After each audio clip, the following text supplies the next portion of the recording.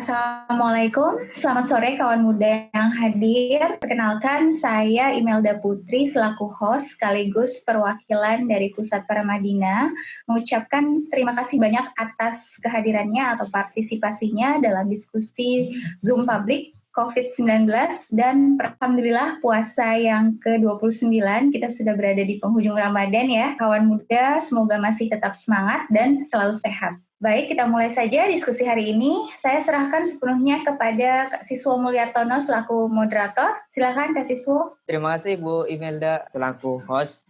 Saya Siswo Mulyartono dari Pusat Paramadina yang akan menjadi moderator di diskusi sore kita kali ini. Selamat sore, salam sejahtera untuk kita semua. Assalamualaikum warahmatullahi wabarakatuh.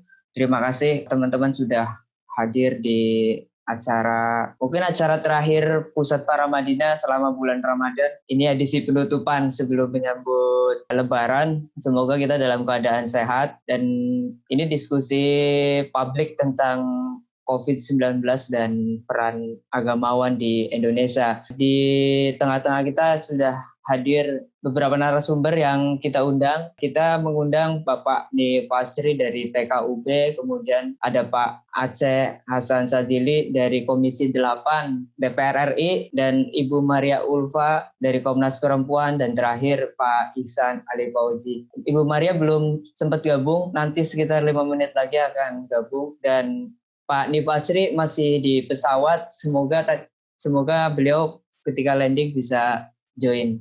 Terima kasih teman-teman sudah hadir. Sebelum kita diskusi tentang COVID-19 dan peran agamawan di Indonesia, Pusat Paramadina mau menyampaikan bahwa kami sedang membuat film singkat bersama Narasi TV tentang kerja-kerja para agamawan di tengah situasi COVID-19. Dan sebelum kita diskusi, saya mau minta dari Pusat Paramadina membantu untuk memutarkan teaser film itu sebelum nanti akan di launching secara resmi ketika pas Hari Raya Idul Fitri oleh Narasi. Kata semua, gandong-gandong, muslim semua berdoa. Jangan takut, kiranya takut. Tuhan Allah beserta engkau. Tuhan beserta engkau. Karena kita ini sesama manusia, tidak pandang agama, dari latar belakang suku dan ras, tidak ada sama sekali. Kita hanya berbicara soal kemanusiaan. Agama tidak hanya dogma yang tidak punya efek kemanusiaan atau sosial. Jadi tidak hanya berhenti kepada ritus, tetapi juga pada aksi-aksi sosial. Pandemi ini tidak memandang agama apapun, status ekonomi apapun, budaya apapun, semua mengalaminya. Jadi kalau ketika bergerak, apalagi sudah dinamakan sebagai bencana, gerakan lintas iman itu sangat dibutuhkan untuk saling mengisi, melengkapi.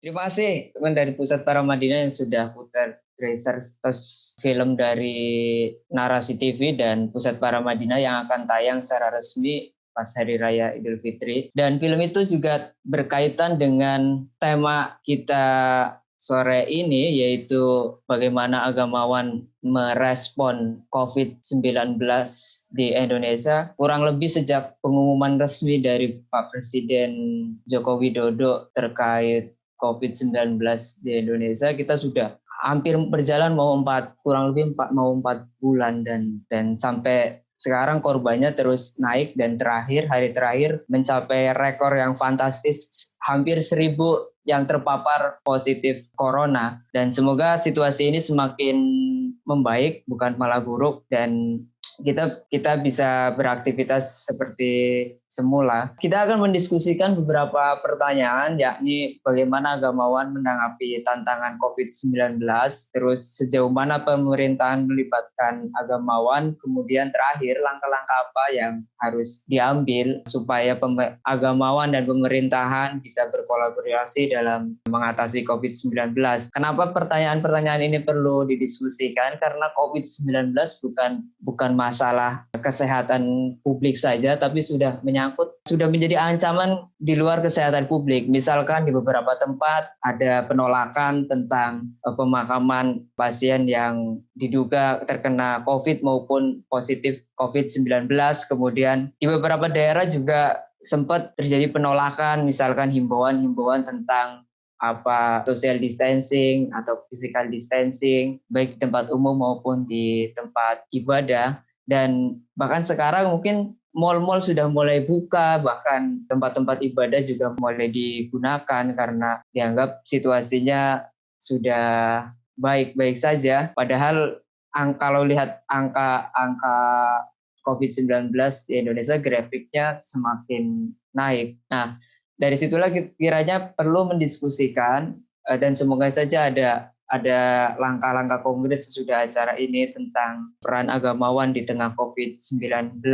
Karena kami percaya bahwa di Indonesia agama itu amat penting dan amat menjadi nilai bersama di masyarakat dan bisa dijadikan sebagai instrumen untuk mencegah dan sebagai instrumen untuk memperkuat solidaritas bersama di Indonesia dalam menangani COVID-19.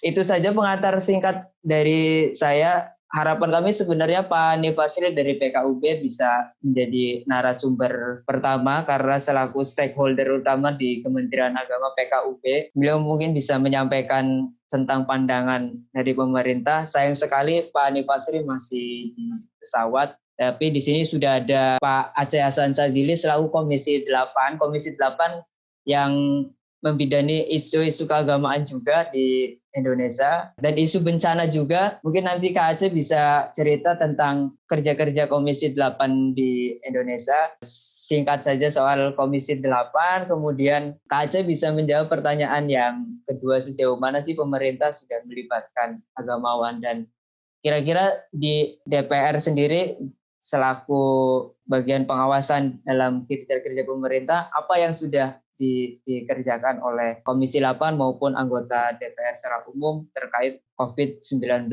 Kira-kira pengantarnya seperti itu, Pak Aceh. Ya, Assalamualaikum warahmatullahi wabarakatuh. Waalaikumsalam warahmatullahi wabarakatuh. Mahasiswa yang saya hormati, Pak Kak Icang Ali Fauzi, Bapak-bapak, Ibu-ibu, Pak Nafsari, serta para peserta yang berbahagia. Bapak Ibu sekalian, tema dari diskusi yang dilakukan oleh pusat ini sebetulnya menarik ya. Apalagi di saat kita menghadapi sekarang ini seperti Idul Fitri, dan dalam beberapa kasus kemudian orang selalu mengkait-kaitkan soal agama dalam konteks COVID-19 ini ya. Di tengah kita sekarang menghadapi wabah yang luar biasa. Yang perlu saya sampaikan pertama bahwa kami di Komisi 8 selain dengan Kementerian Agama, tetapi juga kami melakukan pengawasan terhadap kinerja dari gugus tugas COVID-19 yang sekarang ini ditangani oleh Badan Nasional Penanggulangan Bencana, di mana Jenderal Doni Monardo dipercaya sebagai ketua gugus tugasnya. Nah, memang dalam beberapa kesempatan kami sangat intensif melakukan rapat dengan BNPB, dengan gugus tugas untuk bisa memastikan bagaimana proses penanganan COVID-19 bisa berlangsung dan ditangani dengan sebaik-baiknya di Indonesia. Oke. Jadi Bapak Ibu sekalian, masalah COVID-19 ini memang bukan hanya masalah Indonesia, tetapi saya kira semua juga tahu ini adalah masalah dunia. Dan tentu beragam respon yang diberikan oleh beberapa negara terkait dengan penanganan COVID-19. Salah satu respon yang menarik tentu tergantung dari masing-masing negara, bagaimana negara-negara tersebut merespon isu-isu ini dengan cepat begitu. Dan tentu ini menyangkut dengan sejauh mana kesiapan negara-negara tersebut menghadapi penanganan COVID-19. Sampai saat ini Bapak Ibu sekalian, untuk dunia saja yang positif COVID-19 sudah mencapai 5.207.910. Jadi jumlahnya cukup besar di dunia, sampai 5 juta, dan yang meninggal itu mencapai 334.848 ya, dan yang sembuh itu kira-kira sudah mencapai 2.092.000. Nah, yang ingin saya sampaikan bahwa memang ternyata masalah ini juga sebetulnya juga dihadapi oleh negara-negara yang lain. Data yang terbaru misalnya menyebutkan bahwa Amerika Serikat menjadi salah satu negara yang paling banyak terpositif COVID-19, yaitu sampai 1.593.000 ya. Disusul kemudian Rusia sampai 308.000, Brazil 293.000, Spanyol, Inggris 248.000, Italia 227.000, Prancis 181.000. Nah, mungkin Indonesia saat ini kita tahu bahwa yang positif itu sebesar 20.162, dan saya kira kemarin angka yang paling tinggi, ya, rekor yang paling tinggi, yaitu bisa mencapai 900-an, ya. Tingkat kenaikannya sampai 900 kasus positif. Dan yang meninggalnya itu sekarang ini telah mencapai 1.278 dan sembuh 4.836. Tentu Bapak Ibu sekalian, masalah COVID-19 ini tentu bukan hanya masalah kesehatan, tetapi lebih jauh daripada itu sekarang sudah terasa betul dampak yang ditimbulkan oleh COVID-19, yaitu terutama saya kira dampak ekonomi. Banyak orang yang menyebut orang sekarang ini mungkin bisa meninggal bukan saja karena aspek kesehatannya, tetapi juga karena dampaknya. Misalnya aspek dampak sosialnya itu karena ekonominya, karena daya tahan masyarakat untuk bisa mengkonsumsi kebutuhan dasar dan lain-lain. Nah, kita memang harus memisahkan antara dua hal tersebut. Di satu sisi bahwa pemerintah harus konsisten dengan upaya untuk memberikan perlindungan terhadap warga negara dengan cara memberikan fasilitas kesehatan dan upaya-upaya pencegahan yang dilakukan dalam konteks kesehatan dan keselamatan warga. Di satu sisi, pemerintah sekarang ini juga seperti mengalami ambiguitas ketika ada dorongan yang cukup kuat bahwa ketika kebutuhan dasar, terutama daya tahan ekonomi tidak bisa ditangani dengan baik, maka ini juga implikasinya bisa berakibat kepada ketidakmampuan negara menghadapi berbagai dampak-dampak yang ditimbulkannya. Saya ingin kita bicara dalam konteks bagaimana peran agama dalam menghadapi dua hal tadi. Satu, konteks keselamatan dan kesehatan warga. Terus yang kedua tentu saya kira pada konteks dampak sosial yang diakibatkan dari penanganan COVID-19 ini. Pertama, saya kira semua agama sudah sangat mengajarkan kepada kita semua tentang kepedulian kita terhadap nilai-nilai kemanusiaan. Dan saya kira itu secara tegas di dalam agama kita, terutama agama Islam, saya kira juga mengajar. Tradisi agama Islam misalnya dalam menghadapi berbagai wabah, ya, itu saya kira terekam secara jelas misalnya di dalam kitab, di dalam hadis-hadis Nabi, baik hadis yang diriwayatkan oleh Aisyah maupun hadis yang diriwayatkan oleh Abdurrahman bin Auf tentang keharusan bahwa ketika menghadapi wabah maka seharusnya kita mampu untuk kita diam di rumah, begitu, jangan keluar dan karantina. Kira-kira begitu. La takdimu, saya lupa membacakannya, tapi ini saya menuliskan. Banyak sekali saya kira hadis-hadis yang menjelaskan tentang keharusan kita untuk menghadapi wabah ini dengan diam di rumah. Idza sami'tum bihi bi'ardin fala taqdamu alai wa idza waqa'a bi'ardin wa antum biha wa la takhruju firarum minhu. Jadi ketika kita mendengarkan satu daerah yang terkena wabah, maka sebaiknya kita jangan datang ke daerah tersebut, dan apabila kita berada di dalam satu daerah yang terkena wabah, maka sebaiknya jangan keluar. Saya kira ini jelas ya, menunjukkan bahwa di dalam tradisi agama Islam tentang penanganan wabah jelas ada jurisprudensinya. Nah, tapi tentu masalahnya tidak semua masyarakat, terutama dalam tradisi agama Islam pun memiliki pemahaman yang sama, gitu ya. Di samping memang menurut saya ada satu hal yang sangat penting bahwa narasi-narasi tentang misalnya beberapa penolakan masyarakat terhadap himbauan-himbauan yang dilakukan oleh pemerintah untuk melakukan physical distancing, melakukan anjuran untuk bekerja di rumah, belajar di rumah, beribadah di rumah, itu kerap kali kemudian dikait-kaitkan juga dengan persoalan afiliasi politik.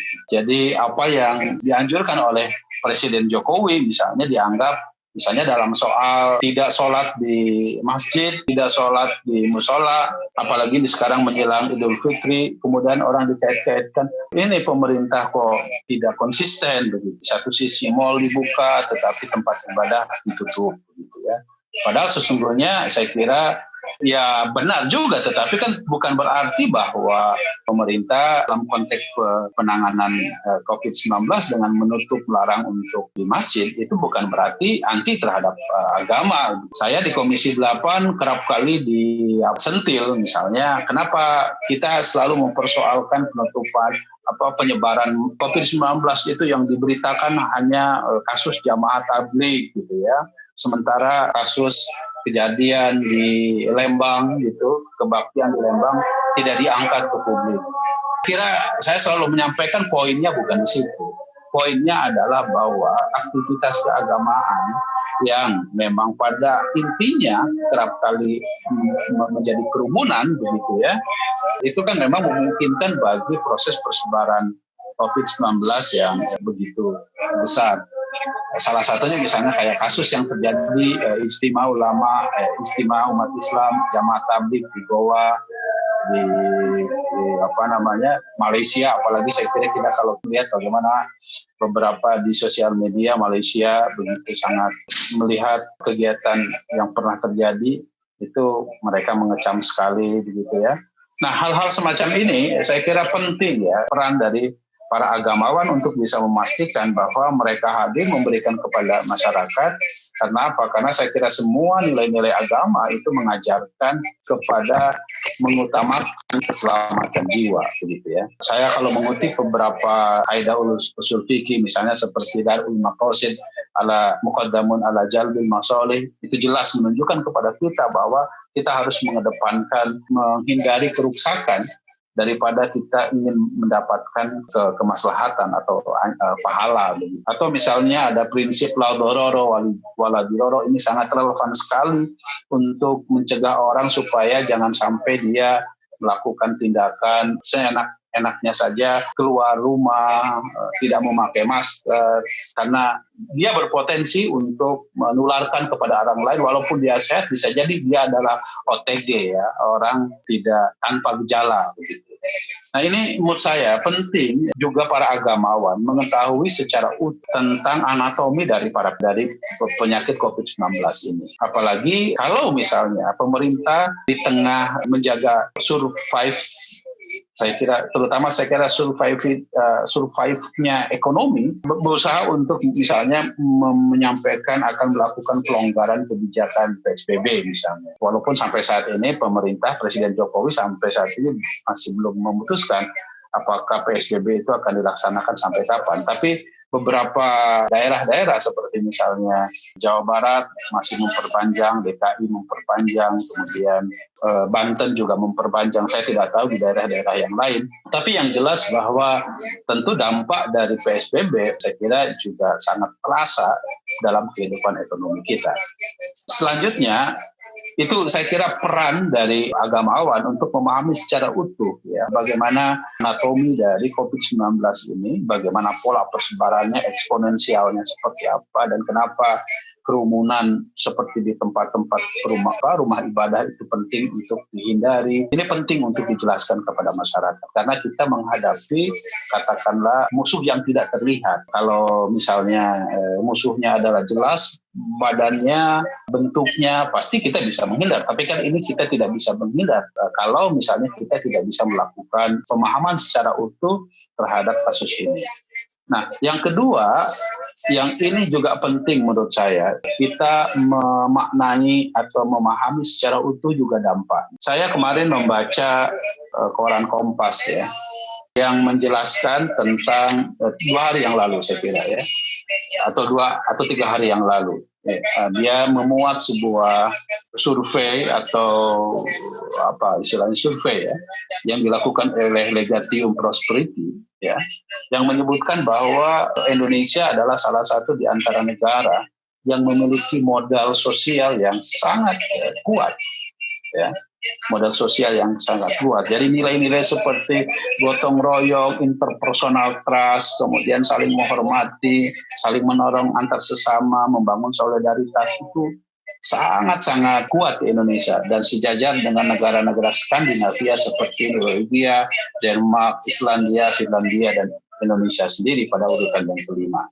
Tentu ini adalah modal kultur, modal budaya yang menurut saya bisa menjadi penopang kuat bagi nilai-nilai kebajikan, dan saya kira ini pun nilai-nilai kebajikan yang ada pada kita semua ya, pada agama kita semua gitu. Nah, saya kira agamawan ya harus mampu untuk tetap menumbuhkan nilai-nilai tersebut ya, nilai-nilai kebijakan, kebajikan dari agama kita semua ya, dan itu harus tercermin di dalam gerakan kita, dalam upaya kita menghadapi COVID-19. Nah, saya kira dalam konteks itulah maka kita punya kewajiban moral gitu ya sebagai agamawan untuk bisa memastikan bahwa penanganan di satu sisi kesehatan warga itu yang utama, karena itu bagian dari hifdzun nafas, menjaga diri kita, ya, menjaga kesehatan kita, tetapi lebih daripada itu juga ada aspek apa yang disebut dengan hifdzun mal gitu ya, ketahanan ekonomi juga penting gitu. Nah, oleh karena itu bagi kita semua adalah bagaimana agar kita mampu untuk menjaga ini semua, nilai-nilai sosial kapital yang tumbuh di dalam tradisi bangsa kita yang berasal dari agama juga termasuk di dalamnya, itu betul-betul bisa dijaga sedemikian rupa agar kita tetap kohesivitas sosial kita, solidaritas sosial kita bisa tumbuh di masyarakat kita. Saya kira sebagai pengantar diskusi saya begitu, mahasiswa. Terima kasih. Assalamualaikum warahmatullahi wabarakatuh. Waalaikumsalam warahmatullahi wabarakatuh, Kak Aceh. Kak Aceh masih punya waktu sekitar 2 menit lagi. Mungkin pertanyaan saya singkat saja. Tadi Kak Aceh sudah menyinggung soal agamawan perlu memahami secara utuh tentang COVID-19 sehingga apa persepsi terhadap pemerintahan itu juga jelas, nggak ada sangkut paut terkait dengan politik dan nggak ada diskriminasi terkait dengan penutupan tempat ibadah. Mall sudah buka tapi tempat ibadah masih belum bisa dibuka. Sejauh ini di pemberitaan MUI seringkali mengeluhkan bagaimana pemerintah kurang istilahnya memberikan gambaran mana wilayah yang merah, kuning, hijau, sehingga di situ rekomendasi dari Majelis Ulama terkait tempat-tempat mana saja yang kiranya perlu dibatasi dalam beribadah juga akan jelas gitu. Karena ada semacam miskomunikasi atau kebingungan di dalam membaca data juga, sehingga muncullah ketidaksepahaman antara agamawan dengan pemerintah. Nah, sejauh ini apakah Komisi 8 juga menyinggung soal apa keluhan-keluhan di masyarakat, misalkan MUI atau dari kerukunan umat beragama yang selama ini kalau misalkan kita nanti lihat di film yang akan dirilis oleh Narasi dan Pusat Paramadina itu masih berjalan sepihak-sepihak, dengan kata lain belum ada kesamaan visi di daerah antara misalkan Pemda dengan agamawan. Agamawan jalan sendiri, pemerintahan daerah juga jalan sendiri. Apakah Komisi 8 misalkan berusaha menanyakan langsung kepada pemerintahan bagaimana agamawan bisa dilibatkan dalam gugus tugas gitu secara pusat maupun kemudian di daerah sehingga masalah COVID-19 bisa lebih mudah ditangani. Kira-kira seperti itu Aceh. 2 menit. Ya, tentu ya kami melakukan upaya yang serius dalam konteks bagaimana melibatkan agamawan ya, mendorong gitu, karena kan eksekusinya tentu ada di pemerintah ya, maksudnya di gugus tugas sendiri. Pertama, saya kira pelibatan agamawan ini menjadi sangat penting, dan saya kira sejauh ini yang saya amati, ya, secara meyakinkan saya harus akui, mahasiswa MUI, NU, Muhammadiyah, dan saya juga organisasi agama-agama yang lain luar biasa memberikan dukungan terhadap penanganan COVID-19, tidaknya himbauan-himbauan yang mereka lakukan, termasuk diantaranya juga soal protokol keagamaan, kegiatan-kegiatan keagamaan. NU mengatakan dia menunda terlebih dahulu penyelenggaraan muktamar, muktamar ya. Demikian juga Muhammadiyah sama melakukan yang sama. MUI juga sama demikian. Memang dalam beberapa kesempatan kami juga memang mendorong kepada BNPB ya, atau kepada gugus tugas agar betul-betul melibatkan agamawan dalam konteks misalnya himbauan soal kegiatan-kegiatan keagamaan. Ini menjadi sangat penting. Selain bahwa ada aspek simboliknya juga soal seremonial, kita melakukan doa bersama dan lain-lain. Nah, yang kedua, memang dari sejak awal kami terakhir seminggu yang lalu sebelum kami reses, kami rapat serius dengan BNPB, dan dalam rapat itu keras sekali. Kenapa?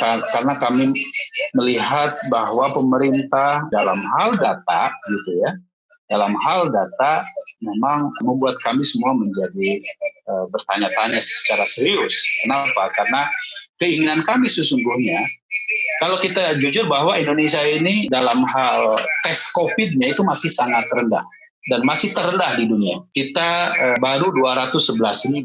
Malaysia saja, artinya itu kalau 211.000 sama dengan rasionya, sama dengan 1 juta penduduk, ya, sama dengan 743 orang. Malaysia itu 1 juta penduduk telah di tes COVID sebanyak 14.304.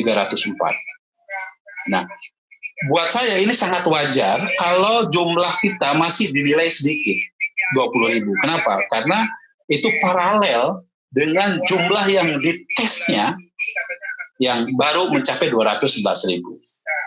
Ya, jadi saya selalu sampaikan di dalam rapat dengan BNPB, justru yang harus kita dorong itu adalah memperbanyak tes COVID untuk lebih tahu sejauh mana persebarannya. Ya, bisa jadi sekarang ini kenapa persebarannya lebih banyak itu disebabkan karena, gitu ya, mungkin semakin banyak yang dites maka akan semakin banyak persebarannya.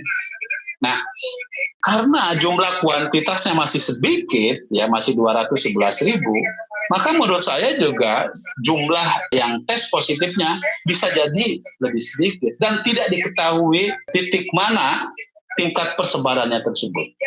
Tetapi terakhir kami rapat dengan BNPB mengatakan bahwa sekarang ini mulai mengalami migrasi. Jakarta sedikit agak melandai walaupun masih trennya naik. Sekarang kemarin kenapa sampai 900 yang positif itu terbesar itu terjadi di Jawa Timur, ya. Nah, jadi tentu kami akan terus mendorong supaya tes baik itu dengan rapid test maupun dengan PCR itu bisa dilakukan dengan sebanyak mungkin untuk mengetahui tentang sejauh mana persebarannya dan di mana saja persebaran itu, sehingga tentu para agamawan bisa mengantisipasi melakukan darul mafasid ya gitu ya, para agamawan ini untuk bisa memastikan jangan sampai terjadi persebaran yang begitu masif. Saya kira demikian, mahasiswa. Terima kasih, Aceh. Di tengah-tengah kita sudah ada Ibu Maria. Boleh saya sapa dulu Ibu Maria? Halo, selamat sore Bu Maria. Ya, selamat sore. Assalamualaikum warahmatullahi wabarakatuh. Waalaikumsalam warahmatullahi wabarakatuh. Film yang sedang dibuat Pusat Paramadina dan Narasi gambarkan apa yang sedang kita diskusikan sore ini, yaitu bagaimana agamawan menanggapi tantangan COVID-19 dan sejauh mana pemerintah melibatkan agamawan dan langkah-langkah apa saja yang perlu dikerjakan bersama untuk agamawan maupun pemerintahan. Tadi pertanyaan yang terkait pemerintahan sudah banyak diulas oleh Pak Aceh selaku Komisi 8 DPR RI.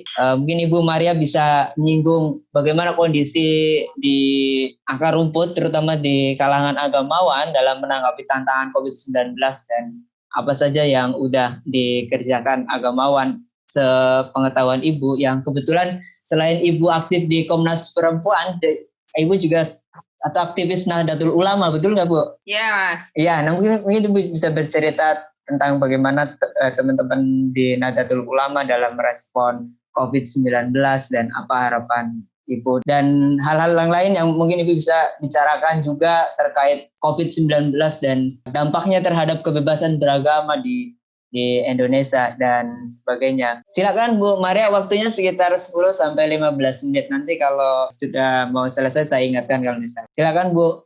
Baik, terima kasih. Alhamdulillah, wassalatu wassalamu ala rasulillah wa ala alihi washabihi wa mawala. Pertama-tama kami menyampaikan apresiasi yang sangat luar biasa saya kira kepada Pusat Paramadina yang sudah menyelenggarakan forum yang sangat penting ini. Yang kedua, kami dari Komnas Perempuan menyampaikan terima kasih dan penghargaannya setinggi-tingginya sudah diundang pada forum diskusi ini. Baik, saya kira terkait tentang COVID mungkin sebelumnya sudah disampaikan oleh sejumlah pembicara ya. Yang saya hormati para pembicara, Pak Ihsan, Pak Aceh, dan kawan-kawan, serta para peserta diskusi yang berbahagia. Saya ingin melanjutkan pada dampaknya saja. Ini saya kira sudah dibahas, dampak secara umum saya yakin juga tadi sudah disampaikan juga oleh teman-teman sebelumnya bahwa dampak COVID ini kan sangat kompleks ya, meliputi berbagai aspek kehidupan gitu. Saya fokus pada perempuan dan isu-isu yang terkait dengan KBB. Lanjut, slide berikutnya. Ini hasil pemantauan media yang dilakukan oleh Komnas Perempuan ya terhadap media massa selama masa COVID ya dari 2 Februari sampai dengan Mei 14 Mei. Ada beberapa yang yang kami temukan. Pertama, yang isu ketahanan pangan yang menjadi topik terbanyak yang diberitakan. Kemudian yang spesifik tentang perempuan adalah perempuan menjadi korban pemutusan PHK. Ini juga mendapat porsi yang cukup besar saya kira karena selama masa COVID ini ada sekitar 57% perempuan yang dirumahkan atau di PHK. Sementara pada laki-laki itu hanya jumlahnya sekitar 55% gitu. Jadi ada perempuan lebih tinggi. Nah, sementara pada kesempatan perempuan yang masih bekerja sampai dengan hari ini, itu perbandingannya antara laki-laki dan perempuan lebih banyak laki-laki. Perempuan hanya sekitar 25-26 gitu. Ini ada sebuah survei yang menyebutkan. Sementara laki-laki lebih tinggi yang masih bekerja sampai dengan hari ini. Kemudian isu lainnya yang terkait perempuan, dampak dari COVID ini adalah peningkatan kasus kekerasan dalam rumah tangga. Jadi KDRT di masa pandemi ini meningkat. Lalu yang terkait dengan isu perempuan, dan ini spesifik adalah tingginya angka kehamilan terjadi di hampir semua wilayah. Nah, ini yang menjadi faktor adalah diantaranya karena penutupan fasilitas. Jadi hampir semua klinik, rumah sakit, puskesmas itu fokusnya pada layanan-layanan kalau tidak darurat ya terkait dengan COVID gitu ya. Jadi masyarakat sendiri merasa kurang terlayani kebutuhan-kebutuhan terkait dengan kehamilan dan aspek-aspek perempuan dan anak ya. Kemudian juga terbatasnya pelayanan untuk perempuan dan anak. Lalu perempuan juga melewatkan pemeriksaan takut tertular COVID. Ini juga kalau dia merasakan kondisi-kondisi yang terkait dengan urusan reproduksinya itu terpikir untuk menunda karena khawatir tertular dengan COVID. Lalu keterbatasan alat kontrasepsi. Ini juga menjadi fakta yang ditemukan cukup banyak gitu ya. Lalu yang juga menjadi potensi, ini prediksi dari UNFPA ini memprediksi bahwa selama atau dampak COVID ini berpotensi meningkatnya angka perkawinan anak mencapai 13 juta dalam periode 2020 sampai 2030.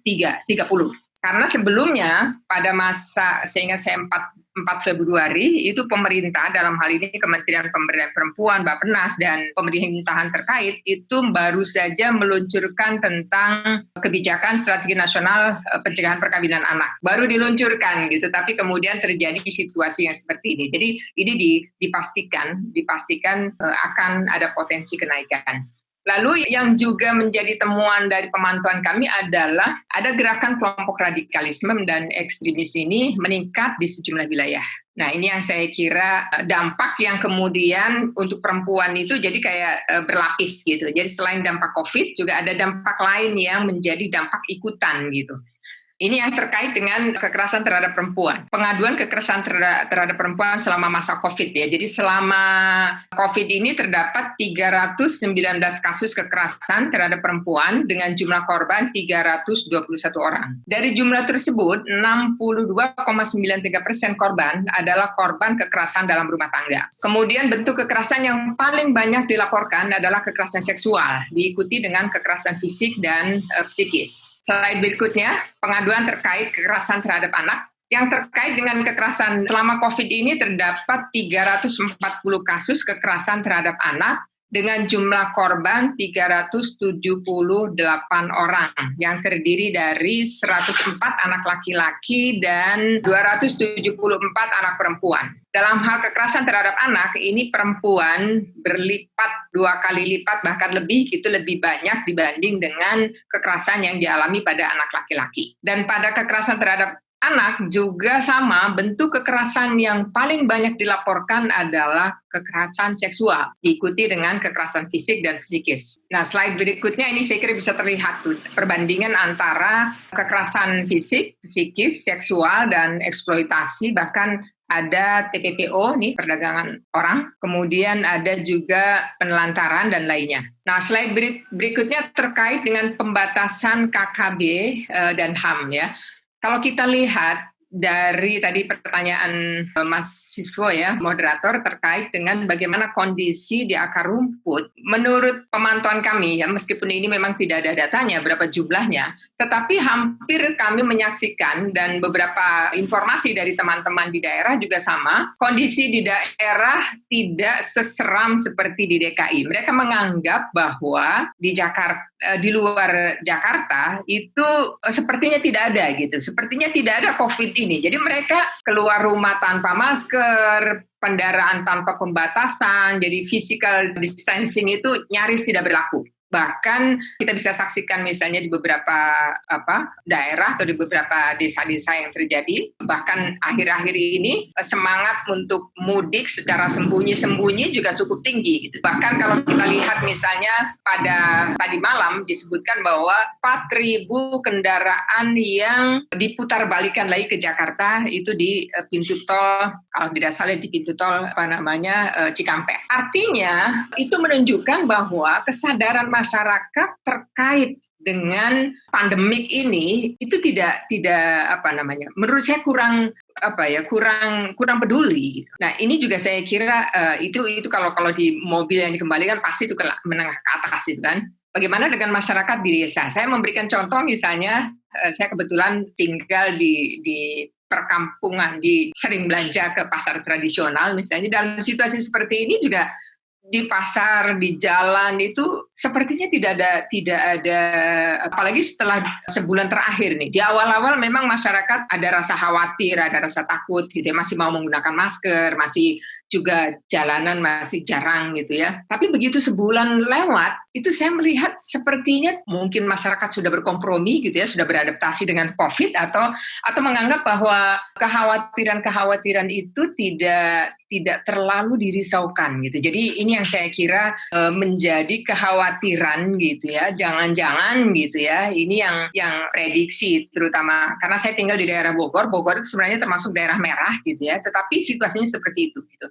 Pertimbangan-pertimbangan lain ya tentu saja ekonomi dan kebutuhan dasar ya, sehingga masyarakat terutama di kalangan menengah ke bawah itu ya terpaksa dia harus keluar rumah memang. Berbeda dengan kalangan menengah ke atas yang bisa belanja untuk sekian hari sekali misalnya. Itu situasinya seperti itu. Jadi kemudian yang berikutnya adalah terkait dengan KBB, slide sebelumnya lagi. Ya, terkait dengan KBB ini, ya hak kebebasan beragama, berkeyakinan adalah salah satu rumpun dalam hak asasi manusia, bersama dengan hak kebebasan, hak berpendapat, hak berekspresi, dan juga kebebasan berpikir sesuai dengan hati nuraninya. Konstitusi kita juga sudah menjamin bahwa KKB ini cukup lengkap ya, disebutkan dalam sejumlah pasal, diantaranya pasal 25 ayat 1, ayat 2, pasal 28E ayat 1, pasal 28I ayat 1 dan lain-lain gitu. Nah, hak kebebasan beragama dan berkeyakinan kalau kita melihat dalam perspektif HAM itu terbagi dalam 2 wilayah gitu ya. Yang pertama adalah kebebasan internal, yang kedua kebebasan eksternal. Nah, slide berikutnya yang terkait dengan kebebasan internal ini terdapat 3 hak utama, yaitu menganut agama atau keyakinan tertentu berdasarkan pilihannya sendiri, memiliki atau melakukan menafsirkan keagamaan, dan hak untuk berpindah agama itu sepenuhnya menjadi hak yang absolut ya, yang melekat. Jadi orang boleh menggunakan haknya tanpa harus dikurangi oleh siapapun gitu. Tetap kemudian pada yang kedua adalah hak eksternal. Ini terdapat 14 hak. Nah, diantaranya adalah hak untuk melakukan kegiatan ritual seperti ibadah, sembahyang, dan upacara keagamaan, baik secara pribadi maupun bersama-sama, baik secara tertutup maupun terbuka. Kemudian yang kedua, hak untuk merayakan hari besar. Yang ketiga, hak untuk menyebarkan agama, ajaran agama dan keyakinannya. Yang keempat, hak berkomunikasi dengan individu dan kelompok, baik di tingkat nasional maupun internasional dan seterusnya. Ini yang artinya secara umum ya, secara umum. Slide berikutnya, mari kita lihat apakah hak itu berarti harus sepenuhnya dilaksanakan. Hak eksternal itu apakah sama dengan hak internal misalnya. Dalam hal ini yang terkait dengan eksternal, forum eksternal, dalam Konvenan Hak Sipil dan Politik itu pembatasan hak KBB harus berdasarkan hukum dan sepanjang diperlukan untuk melindungi 5 hal ya. Jadi yang pertama untuk keselamatan masyarakat, untuk ketertiban masyarakat, untuk kesehatan masyarakat, untuk moral masyarakat, kemudian hak untuk kebebasan mendasar bagi orang lain. Itu bisa dibatasi sejauh ada undang-undangnya. Nah, berdasarkan konvenan tersebut, hak kebebasan beragama atau berkeyakinan di ranah forum eksternal atau eksternum ini dapat dibatasi berdasarkan hukum dan sepanjang diperlukan. Nah, dalam konteks penanganan COVID ini, kita seperti yang kita saksikan banyak sekali, selain juga ada protokol-protokol yang dikeluarkan oleh gugus tugas, juga ada sejumlah protokol yang dikeluarkan oleh Kementerian Agama. Hampir semua dirjen agama-agama yang diakui oleh pemerintah mengeluarkan protokol ya. Nah, dalam konteks COVID ini tentu dimaksudkan untuk melindungi tadi 5 elemen yang ada di masyarakat atau 5 elemen di luar diri kita. Itu pembatasan forum eksternum ini ditujukan untuk melindungi kesehatan masyarakat, maka bisa dilakukan. Slide berikutnya. Baik, dalam konteks ini saya kira terkait dengan peran, tadi ditanyakan tentang peran NU ya, atau peran tokoh agama, saya kira cukup banyak yang sudah dilakukan. Di NU sendiri punya tim ya khusus penanggulangan COVID.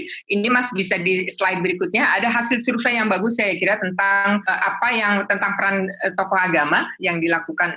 Ya ini yang dilakukan oleh Puslitbang Agama. Mereka melakukan survei gitu ya dengan responden yang cukup banyak, 18.743 responden di seluruh Indonesia di 34 provinsi. Peran ormas keagamaan yang pertama adalah diakui mensosialisasikan kebijakan penanganan wabah COVID kepada anggotanya. Termasuk di dalamnya saya kira ormas-ormas keagamaan dan NU mungkin ada di dalamnya, Muhammadiyah ada di dalamnya, MUI dan lain-lain ada di dalamnya. Itu 81,60%. Cukup tinggi saya kira. Lalu yang kedua, perannya adalah kontribusi teologis agama seperti penerbitan fatwa atau himbauan keagamaan. Itu juga direspon oleh responden sebanyak 71,40%. Kemudian yang ketiga adalah filantropi keagamaan, dan yang terakhir saya kira peran pendidikan dan penyadaran masyarakat. Itu dilakukan oleh tokoh-tokoh agama, bahkan termasuk di dalamnya juga pimpinan majelis taklim dan ulama-ulama perempuan. Slide berikutnya, ya saya kira ini yang slide berikutnya kita bisa lanjut pada hambatan. Ya, hambatan terkait dengan pengaduan dari dampak COVID ini, khususnya terkait dengan kekerasan terhadap perempuan, pada masa COVID ini layanan pengaduan banyak yang tutup. Jadi sehingga mereka diantaranya ada yang masih membuka tapi pelayanannya online. Kemudian rujukan kasus juga tidak sepenuhnya didapatkan karena sebagian besar juga mereka tutup, tidak menerima layanan. Nah, yang paling mendesak dan harus dilakukan sebenarnya rumah aman. Tetapi paling tidak sampai dengan hari ini, rumah aman itu masih sulit diakses. Ada jumlahnya tidak banyak, ada beberapa yang bisa menerima, tapi dengan syarat yang cukup ketat. Di antaranya harus ada surat keterangan bebas COVID. Sementara tidak ada rumah sakit atau puskesmas yang bisa diakses selama 24 jam secara gratis. Ini juga menjadi problem bagi korban kekerasan terhadap perempuan maupun anak. Kemudian pemerintah sudah mengeluarkan protokol. Jadi saya baru saja cek, maaf, ada 8 protokol yang dikeluarkan oleh pemerintah terkait dengan penanggulangan kekerasan terhadap perempuan dan anak. Tetapi kalau saya lihat di dalamnya, itu protokolnya protokol bukan protokol untuk kondisi darurat, gitu. Protokol yang dalam situasi seperti belum ada darurat, gitu. Padahal dalam darurat ini butuh percepatan, butuh kesiapsiagaan, gitu, yang harus segera, gitu. Sehingga dampak dari korban, terutama korban kekerasan yang membutuhkan rumah aman itu sangat dibutuhkan, dan sampai sekarang pemerintah belum bisa memenuhi itu. Pemerintah membuat protokol harus ada surat keterangan bebas COVID, tetapi di mana buat korban bisa mendapatkan surat keterangan COVID itu tidak mudah, gitu. Slide berikutnya, ya. Nah, ini yang saya kira terkait dengan rujukan dan beberapa kekerasan yang dialami perempuan. Bisa slide berikutnya? Ya, saya kira itu yang terkait dengan perspektif keagamaan. Tadi saya sudah mendengarkan dari Pak Aceh, saya kira bagaimana dari sisi keagamaan bahwa pembatasan KBB itu bisa dibenarkan karena kalau kita lihat, kita semua punya kewajiban untuk menjaga 5 hal misalnya. Yang pertama adalah hifdzun nafas, menjaga jiwa, melindungi jiwa, kemudian menjaga akal pikiran, menjaga harta, menjaga turunan, dan menjaga agama. Dalam beberapa hal, pembatasan KBB ini dimaksudkan untuk memelihara 4 hal lainnya, gitu. Jadi dimaksudkan untuk menjaga kesehatan, menjaga keturunan, untuk menjaga jiwa, termasuk keselamatan, gitu ya, dengan cara melakukan pembatasan terkait dengan peribadatan misalnya. Jadi kalau dalam konteks menjaga 4 atau 4 pilar yang lainnya, itu dalam hal ini tidak bisa pembatasan ibadah misalnya, tidak masjid ditutup, tidak menjalankan sholat. Sebenarnya bukan tidak boleh menjalankan sholat, boleh menjalankan sholat untuk yang kategorinya bukan kategori daerah merah misalnya. Daerah hijau, tetapi dengan menggunakan acuan tetap menggunakan masker, melakukan physical distancing, dan lain-lain. Saya kira begitu. Terima kasih, Bu. Terima kasih. Ya.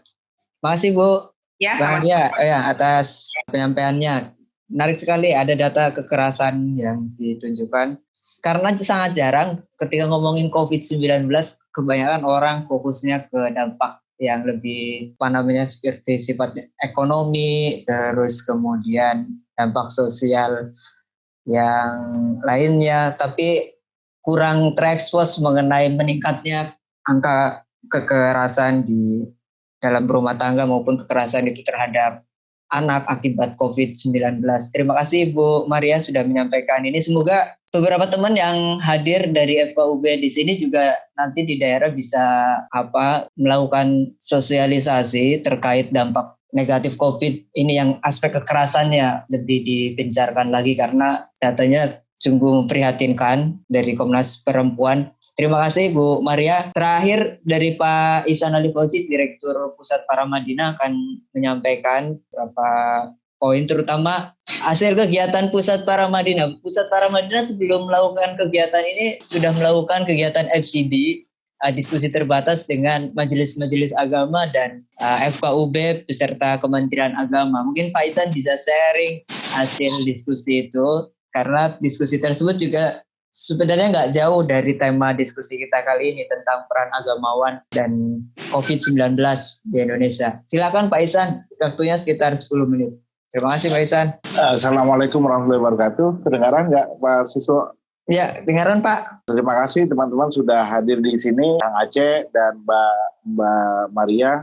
Selamat sore. Terima kasih udah mendengar memenuhi undangan kita meskipun tadi kelihatan sekali sangat sibuk ya. Saya ingin memfokuskan perhatian pada 3 soal saja, Wo. Siap, silakan. Apalagi tadi sudah disampaikan beberapa poin dari Kang Aceh dan Mbak Maria, dan kamu sendiri sudah bertanya, menyampaikan apa yang kita peroleh sebenarnya kan dari kegiatan-kegiatan saya sebelumnya. Nah, poin pertama saya mungkin adalah gini. Tadi Kang Aceh udah bercerita panjang lebar mengenai ini, tapi kita melihat bahwa semua agamawan dari semua agama di dunia makin kesini makin sadar kira-kira gitu ya, bahwa mereka perlu wajib beradaptasi dengan tantangan COVID. Kita melihat ya bahwa Februari itu masih tidak jelas mau ikut atau tidak ikut, masih pakai jamur, jangan-jangan COVID bisa selesai, pakai doa, dan sebagainya, tapi makin kesini kan makin beradaptasi kan, Vatikan ditutup,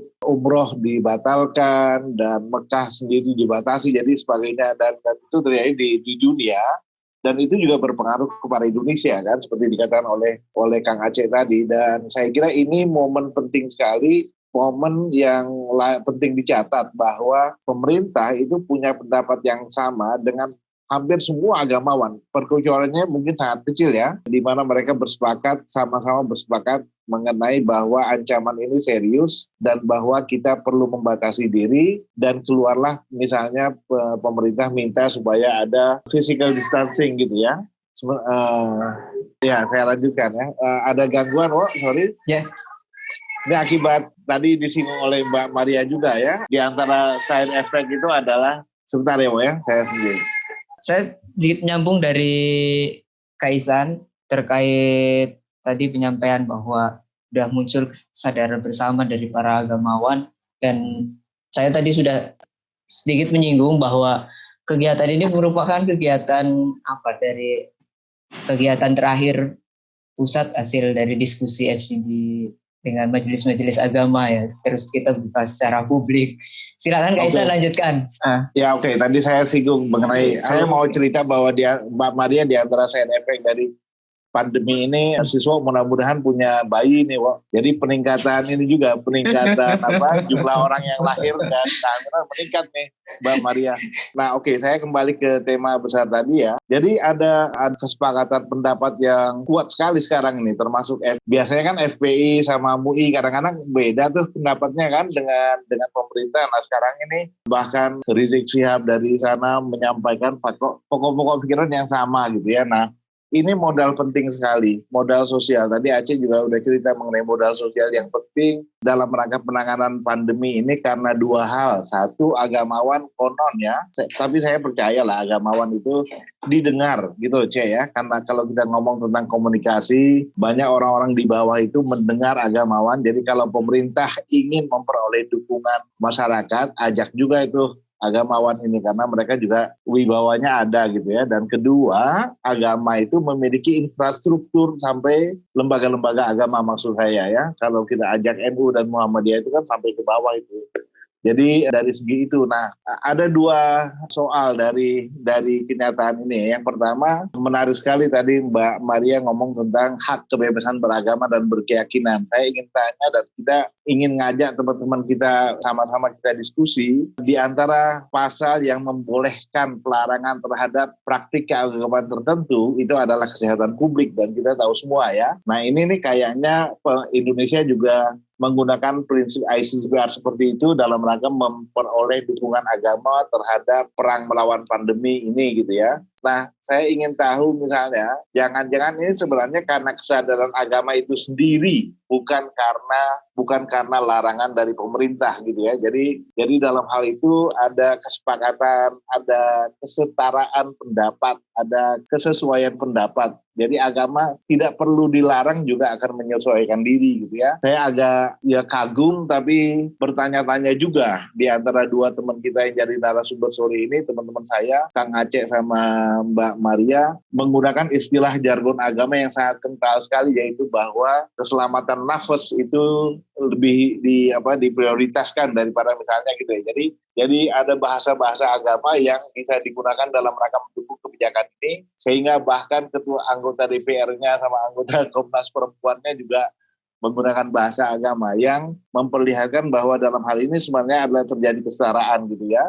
Nah, tetapi kita juga perlu lihat lebih jauh, Mbak, selain ada kekerasan perempuan, kekerasan terhadap perempuan maksud saya ya gitu ya. Apakah juga terjadi praktik-praktik diskriminatif dalam rangka pandemi ini terhadap kelompok-kelompok tertentu yang harus kita kritisi ya, Kang Aceh ya. Misalnya apakah bansos itu dan sebagainya itu juga sampai ke kelompok-kelompok marginal dari segi agama, misalnya aliran kepercayaan atau apa yang kita sebut sebagai aliran kepercayaan gitu ya, atau kelompok-kelompok Ahmadiyah jangan-jangan gitu ya. Jadi sementara larangan untuk bertemu dan menjalankan ibadat itu sendiri sesuai dengan ICCPR, tetapi misalnya hal di segi-segi yang lain, apakah praktik misalnya bantuan dalam rangka corona itu mendiskriminasi atau tidak mendiskriminasi kelompok-kelompok yang lainnya.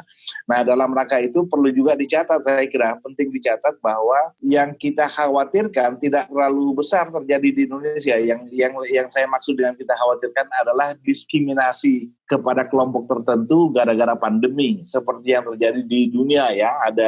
Ada misalnya Trump melihat bahwa virus ini adalah virus dari Cina gitu ya dan sebagainya, dan pernah muncul dulu bahwa ini gara-gara orang Cina, orang ateis, orang apa, dan kita ada sentimen, ada pengalaman, ada sejarah anti Cina kan sebelumnya. Jadi itu masalah yang sangat sensitif. Juga tidak ada saya kira diskriminasi terhadap misalnya jamaah tabligh yang di India terjadi itu. Di India kan dianggap sebagai biang keladi terjadinya banyak menyebarnya wabah ini yang dengan lebih masif, dan itu tidak terjadi di Indonesia, which is sangat buat saya sesuatu yang juga merupakan modal sosial yang sangat penting.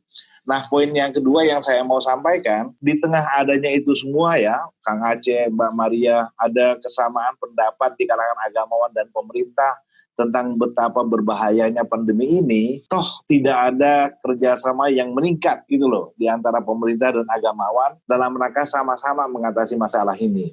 Saya tidak melihat misalnya negara memanfaatkan agama agamawan ya seoptimal yang mungkin, padahal seperti yang kita sebutkan tadi banyak alasan yang membuat itu penting sekali untuk dilakukan gitu ya. Dan saya teringat misalnya, saya kira sekitar sebulan yang lalu atau 2 bulan yang lalu, Saiful Mujani membuat SMRC itu membuat polling yang bilang bahwa antara lain menyatakan bahwa 21% orang Indonesia masih nggak rela tuh untuk tidak berjamaah gitu ya, apalagi mau menjelang mudik ini, dan 21% dari warga Jakarta itu masih ingin mudik lebaran gitu kan. Saya nggak tahu Aceh mau lebaran nggak nanti nih ke Banten besok itu. Jadi, nah buat saya di tengah modal sosial yang tadi ada dan tantangannya yang ada sekarang ini, itu missed opportunity loh, itu kesempatan yang hilang, itu kesempatan yang tidak dimanfaatkan dengan sebaik-baiknya untuk tujuan-tujuan yang sebenarnya bisa dilakukan, dicapai dengan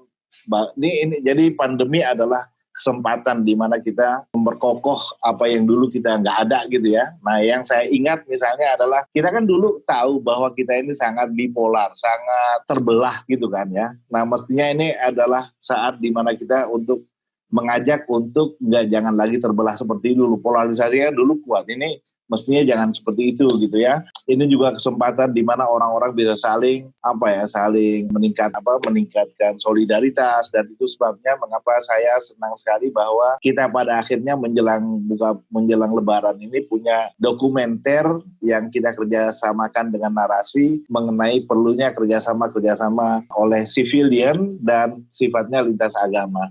Jadi saya kira sebagai pokok pikiran awal untuk berbahan diskusi, saya sampaikan begitu. Assalamualaikum warahmatullahi wabarakatuh. Waalaikumsalam warahmatullahi wabarakatuh. Terima kasih Kaisan atas paparannya, dan ya saya setuju dengan apa yang disampaikan Kaisan. Harusnya corona ini jadi kesempatan bersama buat para pemuka agama di Indonesia. Kita tahu di tahun-tahun politik sebelumnya Indonesia mengalami polarisasi yang begitu kencang, dan dari peristiwa corona inilah harusnya jadi modal bersama untuk kerjasama, dan semoga saja pemerintah nanti bisa lebih meningkatkan level kerjasama antar agamawan dan dengan pemerintah itu sendiri.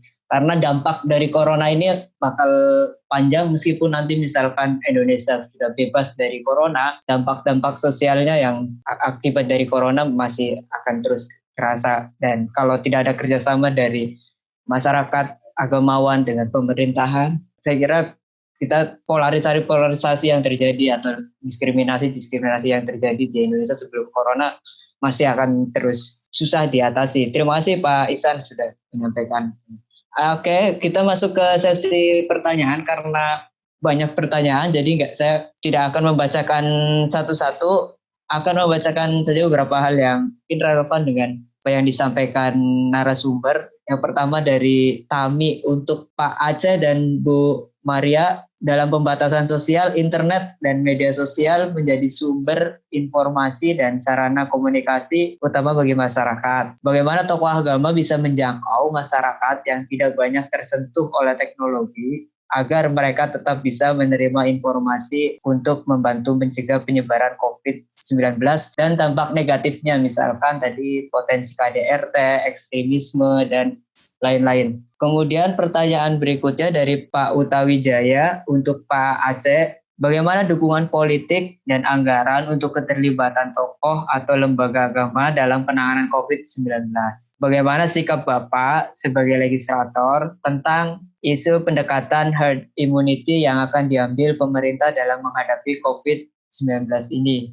Terus berikutnya dari Pak Ali Nur Syahid, bagaimana menyikapi kebijakan pemerintah terkait penanganan COVID yang berubah-ubah? Pagi kedelai, sore tempe katanya. Contohnya soal mudik pulang dan pulang kampung serta pelonggaran PSBB. Pertanyaan terakhir untuk Kak Ihsan ini, tindakan beberapa agamawan belakangan ini yang malah membuat gaduh, membuat banyak orang meragukan peran agamawan. Ada yang dipenjara kembali dan ada yang dipolisikan. Agamawan juga jadi mata pencaharian. Nah, bagaimana tanggapan Bapak selaku narasumber? Sementara 4 pertanyaan saja dulu. Nanti kalau masih ada waktu saya bacakan pertanyaan yang lain. Silakan Pak Aceh untuk menanggapi pertanyaan. Terima kasih atas pertanyaan-pertanyaan yang telah diberikan kepada saya terkait dengan pertama, bagaimana memang salah satu saya kira masalah serius ya di tengah kita COVID-19 ini adalah begitu banyak sekali informasi-informasi, karena kan semua orang sekarang ini tinggal di rumah, aktivitas mereka menggunakan gadget atau menggunakan media informasi seperti HP atau seperti komputer, tapi saya kira semua hampir menggunakan HP ya. Nah, yang menjadi masalah kan kerap kali masyarakat juga dihujani dengan berbagai macam informasi-informasi yang kerap kali informasi itu bisa jadi adalah informasi hoax gitu. Tapi kalau hoax ialah post-truth seperti sekarang ini, kebohongan yang terus-menerus dihujamkan ke dalam pikiran kita, maka itu kan kemudian akan menjadi kebenaran. Ya, itu yang repot gitu. Nah, dalam konteks misalnya COVID-19 merupakan azab dari Tuhan ya, karena itu datangnya ke Cina pertama kali, Cina itu komunis, lalu kemudian orang sangat percaya bahwa ini disebabkan karena kita negara Indonesia lagi berkiblat kepada Cina begitu. Padahal sesungguhnya ya kita harus tahu juga dulu juga ada berbagai wabah juga yang berasal dari Cina begitu. Waktu itu komunis juga belum lahir begitu ya, tapi orang selalu mengkait-kaitkan bahwa ini adalah azab dari orang yang bertindak seperti komunis. Hal-hal semacam ini saya kira begitu sangat kuat dan selalu dikait-kaitkan dengan persoalan politik begitu ya.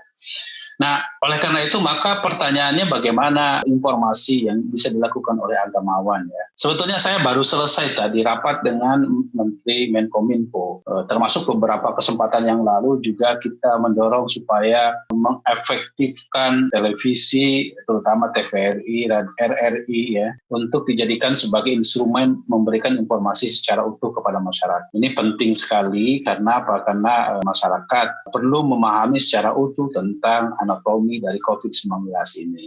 Tapi kan memang kita sekarang ini kan tidak bisa memberikan jaminan bahwa semua informasi akan diterima secara utuh kepada masyarakat, karena masyarakat pasti memiliki saluran informasi-informasi lain yang dia dapatkan terutama melalui media sosial. Nah, jadi memang menurut saya ya di era post-truth seperti sekarang ini di mana semburan informasi begitu sangat deras, agak sulit rasanya kita bisa memahami secara utuh gitu ya berbagai informasi tersebut. Nah, yang kedua saya terus terang saja soal herd immunity.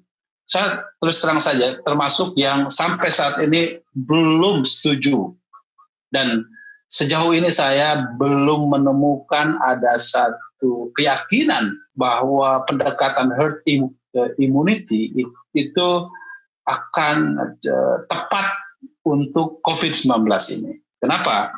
Pertama, sekali lagi bahwa saya kira semua negara belum ada metode yang ajak, ya, baik itu misalnya melalui lockdown, melalui model kita PSBB, gitu. Tidak ada ini yang ajak, tidak ada metode yang ajak untuk menangani COVID-19 ini. Tapi soal isu herd community itu pun juga harus dilakukan secara hati-hati. Herd community itu kan artinya peran sepenuhnya diserahkan kepada masyarakat. Dan menurut saya ini berbahaya. Kenapa? Karena kalau masyarakat sepenuhnya diberikan kepercayaan untuk diberikan kewenangan untuk mengurus kesehatan masyarakat, ya, di tengah pandemi seperti begini, prasyaratnya harus dibangun dulu. Misalnya pertama, ya, sudah adakah upaya-upaya bagi pemerintah untuk menyediakan misalnya rumah sakit rujukan. Yang kedua,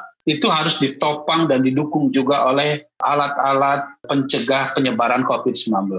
Maskernya harus disiapkan, hand sanitizer-nya harus disiapkan, hand station wash-nya harus ada di mana-mana, ya, dan lain sebagainya. Itu harus dipastikan terlebih dahulu, ya. Di rumah sakit harus ada ventilator dan lain-lain. Nah, yang keempat, ini yang lebih penting lagi adalah bahwa pemerintah harus membuat protokol kesehatan di masing-masing sektor. Di bidang keagamaan, di bidang pendidikan, di bidang industri, di bidang transportasi, di bidang berbagai hal. Harus disiapkan rumusan dari protokol dan itu dilakukan secara ketat. Kalau tidak, saya khawatir persebarannya akan semakin tinggi. Nah, tadi Mas Ali Nur Syahid mengatakan bahwa memang itu juga yang saya pertanyakan soal basis data yang digunakan untuk melihat sejauh mana persebaran COVID-19. Karena itu tadi, saya mengatakan misalnya Indonesia masih sangat rendah dalam hal rapid test atau yang disebut dengan PCR test dan lain sebagainya. Uji tes kita masih paling rendah di dunia. Saya tidak tahu alasannya kenapa pemerintah bukan punya kebijakan, sejauh ini masih sangat rendah terhadap penggunaan rapid test tersebut.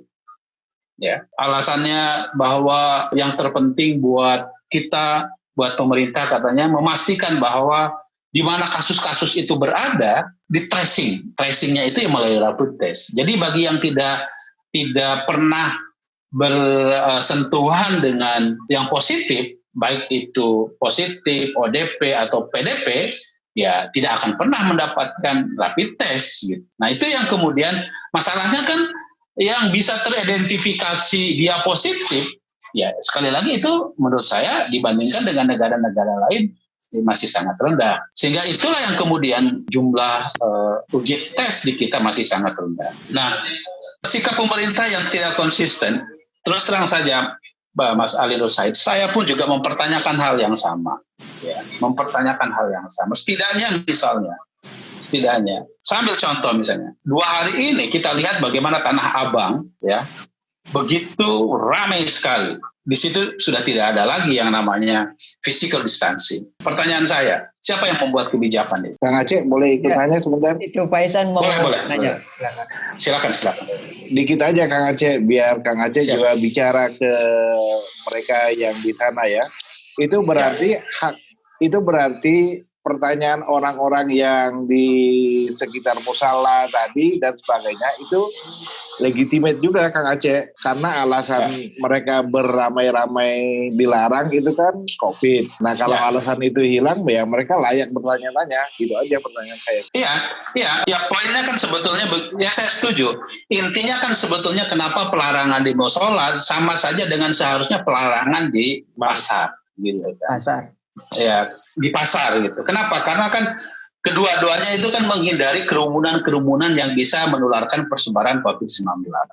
Nah, begini, sebetulnya sikap, kalau saya tanya kepada BNPB misalnya ya, kenapa misalnya muncul wacana pelonggaran atau relaksasi PSBB? Ya, komunikasi politik pemerintah, terus terang saja tadi juga kami bahas, itu tidak selesai. BNPB akan mengatakan bahwa kami memang melarang, tetapi, nah ini ada kata-kata tetapinya ini yang memang membuat kita harus bersikap kritis. Kami tidak bisa bertindak keras terhadap upaya masyarakat yang ingin ekonominya jalan. Gitu. Ya pilihan mereka selalu bilang terkena COVID atau kita kekurangan ekonomi. Nah, hal-hal semacam ini ya terus terang aja dengan jawaban itu buat saya juga mengecewakan jawaban tersebut. Ya. Kenapa? Karena itulah yang tidak disebut dengan konsisten. Gitu. Nah, sikap yang inkonsisten inilah yang saya sampaikan. Barusan saya sampaikan sama Pak Menteri Menkominfo, saya bilang. Itu yang justru membuat masyarakat menjadi frustrasi terhadap langkah-langkah kebijakan yang dilakukan oleh pemerintah itu sendiri. Terutama, yaitu tadi ya, masyarakat jadi kemudian imunitasnya juga bisa ketidakpercayaan terhadap pemerintah. Ini yang berbahaya menurut saya. Ya, kalau sampai masyarakat tidak percaya kepada pemerintah, tentu ya tadi apa kita akan mengembalikan kepada mekanisme herd imunitas yang menurut saya itu akan semakin memperbanyak persebaran COVID-19. Jadi saya kira itu ya Kak Icang ya yang bisa saya jawab dari pertanyaan teman-teman sekalian. Tapi intinya soal yang terakhir ya, soal apakah ada alokasi anggaran buat para agamawan, ya rasa-rasanya memang menurut saya secara khusus sih pasti tidak ada ya, gitu. Tapi karena kan kemudian orang bicaranya pertama soal tadi bagaimana kesehatan gitu ya. Kalau kita lihat skema anggaran yang dibuat dalam Perpu nomor 1 ini kan 4 hal. Pertama dari aspek kesehatannya, penyediaan alat, rumah sakit, dan sebagainya senilai 75 triliun. Yang kedua aspek perlindungan sosialnya, ya aspek perlindungan sosial itu seperti bantuan sosial, BLT, PKH, kartu sembako. Yang ketiga adalah soal stimulus fiskal bagi pemulihan ekonomi, ya itu yang diberikan buat UMKM dan lain-lain, gitu ya. Dan yang keempat adalah soal dampak yang ditimbulkan. Nah, saya terus terang saja juga sekarang ini lagi merevisi Undang-Undang Penanggulangan Bencana.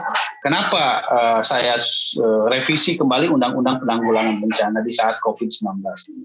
Karena memang ya BNPB sebagai orang atau sebagai ibadah yang memiliki kewenangan tanggung jawab untuk penanggulangan bencana di Indonesia itu tidak memiliki kewenangan untuk memerintahkan BPBD. Jadi misalnya kayak kewenangan pemerintah BNPB untuk mendistribusikan misalnya pengendalian alat-alat kesehatan sampai ke bawah itu ya nggak bisa dilakukan oleh pemerintah daerah karena memang tidak ada garis instruktif sama sekali.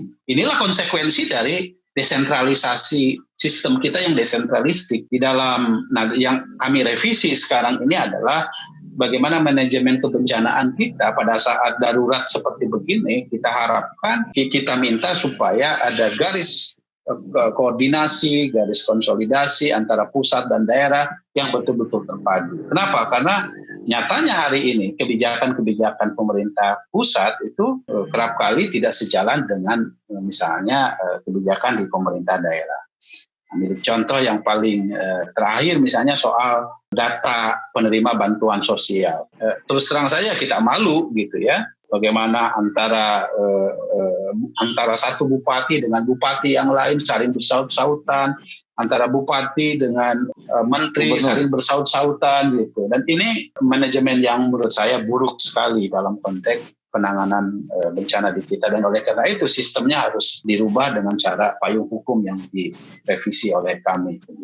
Kira-kira itu. Terima kasih Pak Aceh. Selanjutnya Ibu Maria. Bu Maria, saya bacakan lagi pertanyaan untuk Ibu dari terkait internet dan media sosial yang menjadi sumber informasi dan sarana komunikasi utama bagi masyarakat di tengah PSBB. Lantas bagaimana untuk wilayah-wilayah yang tidak terjangkau oleh teknologi atau internet, terus bagaimana tokoh agama bisa menjangkau mereka supaya bisa membantu mencegah penyebaran COVID-19 dan dampak negatifnya seperti tadi kekerasan, potensi KDRT, ekstremisme, dan sebagainya. Jadi bagaimana menjangkau wilayah-wilayah yang tidak ada akses internet ataupun minim teknologi.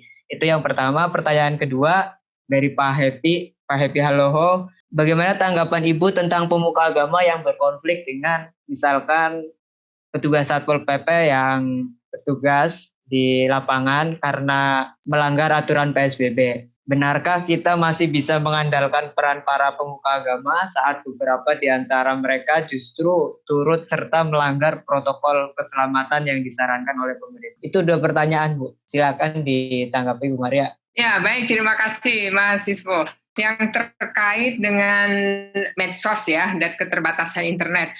Memang kalau kita lihat di Indonesia itu kan tidak hanya Jawa, Jakarta dan Jawa gitu ya. Di luar Jawa yang jauh dari ibu kotanya itu kan masih banyak gitu. Daerah-daerah perbatasan terluar, terdalam itu kan masih banyak.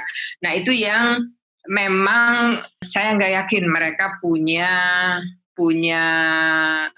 bisa mengakses internet dan media sosial. Nah, untuk yang saya ingin mengambil contoh untuk teman-teman yang terdampak COVID, yang mereka yang punya kartu Indonesia Pintar, kartu Indonesia Sejahtera misalnya dan lain-lain yang itu jaring pengaman sosial yang disediakan oleh pemerintah, itu juga masih banyak yang selama ini dia mengambil di kantor pos gitu ya, kemudian dia harus berubah menggunakan kartu dan bahkan bisa konfirmasinya melalui medsos. Problemnya tidak semua mereka punya smartphone. Mereka punya handphone, tapi tidak semuanya. Meskipun kalau kita lihat secara umum di perkotaan hampir semua orang punya handphone gitu ya. Tapi bagi kelompok-kelompok yang rentan ini tidak semuanya. Nah, problem lain untuk orang-orang yang katakan menengah, secara ekonomi menengah, dia punya smartphone, tetapi juga tidak semuanya bisa menggunakan fitur-fitur yang ada di handphone. Meskipun dia handphonenya bagus, tapi dia terbatas WA misalnya. Dia tidak bisa memanfaatkan fasilitas yang ada di HP-nya. Ini juga menjadi problem saya kira. Tidak semua orang melek IT itu ininya.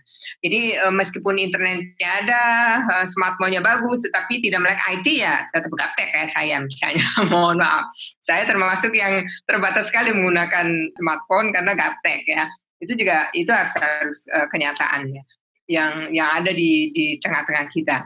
Nah, bagaimana para tokoh agama bisa menjangkau mereka? Menurut saya pertanyaannya bukan bagaimana tokoh agama bisa menjangkau mereka, tetapi bagaimana pemerintah bisa memberikan fasilitas sampai ke semua yang harusnya dijangkau oleh negara ini. Itu menurut saya pertanyaannya. Jadi mungkin Kementerian Kominfo sudah punya tambahan satelit bisa menjangkau kemana-mana, tapi problem-problem sosial, problem-problem untuk kelompok-kelompok yang yang rentan, ini kan ada kelompok rentan, ini kan bisa perempuan, disabilitas, anak, gitu yang terluar, terdalam, daerah-daerah yang geografisnya itu harusnya terfasilitasi semuanya, gitu ya. Jadi yang terkait dengan peran tokoh agamanya memang juga sangat efektif ya, kita bisa menggunakan media sosial ini, bisa menggunakan IT misalnya. Contohnya kalau di NU kebetulan punya NU online, itu semua himbauan, semua maklumat itu bisa dengan cepat gitu, bisa tersebar gitu ya. Tetapi problem-problem tadi yang saya katakan tadi di awal bahwa memang tidak semua orang bisa memanfaatkan teknologi, itu juga yang harus dipertimbangkan sehingga membutuhkan media lain misalnya. Ada orang yang mungkin lebih mudah dia mendengarkan TV gitu, atau lebih mudah menggunakan pesan yang saya kira berita-berita dari gugus tugas, lalu dari Kominfo misalnya tentang COVID ini kan seringkali bentuk bentuknya kan SMS. Itu jangan-jangan itu lebih efektif dibanding misalnya yang menggunakan WA, karena tidak semua orang bisa mengakses WA. Sekali lagi, tidak semua itu khususnya pada kelompok-kelompok yang tadi yang punya keterbatasan. Kemudian yang kedua, jadi pertanyaannya bukan bagaimana tokoh agama menjangkau mereka, bagaimana pemerintah bisa memfasilitasi media yang bisa dijangkau oleh semua orang dan bisa dimanfaatkan oleh semua tokoh agama gitu. Kemudian yang kedua tadi terkait dengan bagaimana tanggapan terhadap petugas yang konflik karena PSBB. Ini juga memang menunjukkan bahwa kebijakan yang sudah dibuat oleh pemerintah di tingkat pusat itu di tingkat implementasinya memang tidak sepenuhnya atau belum sebagaimana yang kita harapkan. Masih banyak yang pemahamannya belum sama gitu. Jadi sudah tahu ada kebijakan, tetapi dia menganggap bahwa dianggap kebijakannya membuat di daerah rumit gitu ya dia kemudian tidak menggunakan itu, dan itu yang terjadi, kemudian terjadi konflik. Bahkan ada sejumlah kepala desa yang menolak misalnya menerima bantuan untuk masyarakat yang terdampak COVID karena tidak sesuai yang diharapkan misalnya. Dan ini juga memang banyak sekali kasus-kasus terjadi kesimpang siuran antara data penerima bantuan pengaman sosial ini dengan yang direalisasikan. Jadi antara jumlah dengan data tidak sama, antara data dengan penerima bisa tidak sama. Jadi contoh misalnya contoh nih di kampung saya di Bojonggede, itu Pak RT-nya yang kelabakan itu karena dia hanya menerima satu kelurahan itu hanya 20 untuk 20 paket. Padahal di daftarnya lurah itu di RT mana jumlahnya lebih dari 100 yang harusnya dia menerima itu. Jadi ini yang saya kira data ini yang juga menjadi kesimpang siuran yang perlu di-clearkan gitu di awal. Jadi konflik itu saya kira faktornya juga tidak tunggal. Ada faktor bisa juga ketidakmampuan orang mengimplementasikan, bisa juga karena faktor memang ada pemicunya gitu yang membuat terjadinya konflik di antara para petugas yang mengawal implementasi PSBB. Nah, tadi ada hal yang saya kira pertanyaan yang menarik tentang kehamilan meningkat, itu disebutkan bahwa terjadi kehamilan. Dia menyebutnya hikmah COVID gitu. Jadi hikmah atau bencana itu yang harus ditanyakan kembali. Kita bicara hikmah kalau itu membawa keberkahan, keuntungan. Tetapi kalau kejadian kehamilannya misalnya, mohon maaf, si perempuan itu baru punya anak umur 6 bulan lalu dia hamil lagi, apakah ini jadi hikmah?